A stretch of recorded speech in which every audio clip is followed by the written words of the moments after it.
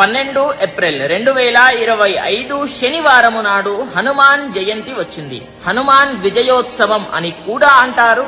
అయితే నేను చెప్పింది జాగ్రత్తగా వినండి. ముఖ్యంగా మేషరాశి, సింహరాశి, ధనుస్సు రాశి, కుంభరాశి, మీనరాశుల వాళ్ళు. ఎందుకు అని అంటే మేషరాశి వారికి ఏలినాటి శని, సింహరాశి వారికి అష్టమ శని, ధనుస్సు రాశి వారికి అర్ధాష్టమ శని, కుంభ మీనరాశుల వాళ్ళకి ఏలినాటి శని నడుస్తుంది. ఎందుకు అని అంటే శని ప్రభావం నుంచి మనము తప్పించుకోవాలి అని అంటే పవర్ఫుల్ ఎవరు చెప్పండి? ఆంజనేయ స్వామియే. ఆంజనేయ స్వామిని తలుచుకుంటే శని బాధలు ఖచ్చితంగా తొలగిపోవాల్సిందే, గుర్తుపెట్టుకోండి.